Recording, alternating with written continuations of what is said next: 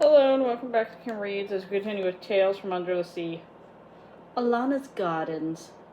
Alana was the quietest of the mermaid princesses. She loved to watch beautiful sea flowers grow.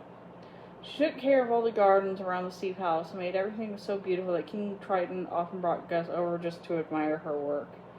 But Alana did not let praise go to her head. It was a reward enough to spend her time tending to her gardens and looking after all the little sea creatures.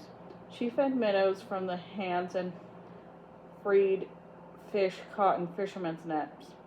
A turtle she had once rescued reduced to her side and became her pet.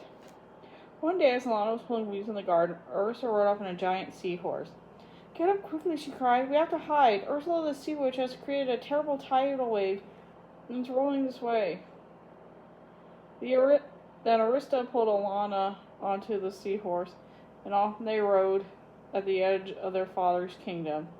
In these undersea mountains there were tunnels and caves where the mer people could hide in times of danger.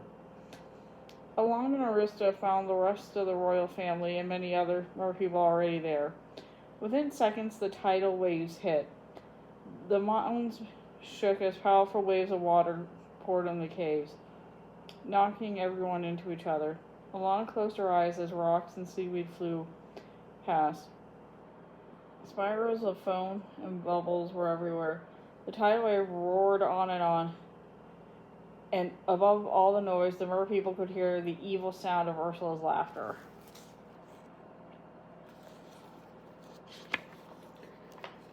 When at last it was all over, the shaken mermen and mermaids slowly left the sea cage to see what was left of the kingdom. Alana swam as fast as she could to the palace. The castle was still standing, but Alana's lovely gardens were ruined. Trees were uprooted, leaving great holes in the ground. Shells were smashed, and every single flower had been ripped away. Just then, Alana felt something nudging her elbow. She looked down and saw her faithful turtle holding one little sea flower in his mouth. "Oh," she sobbed, throwing her arms around his neck. Then she sat and wiped her eyes. "At least I still have my home, and you," she said, patting the turtle's head.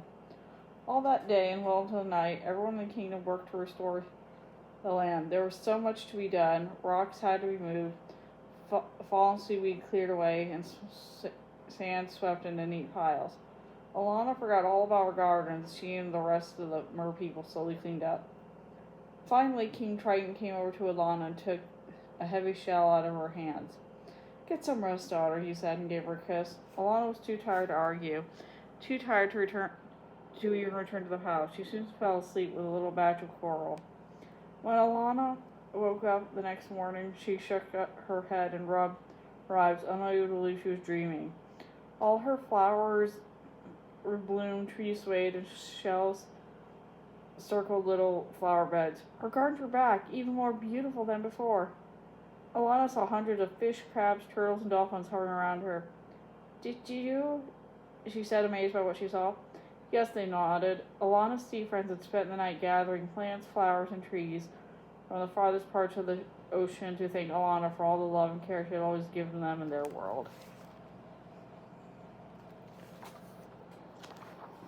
And that is the end of that story. See you later.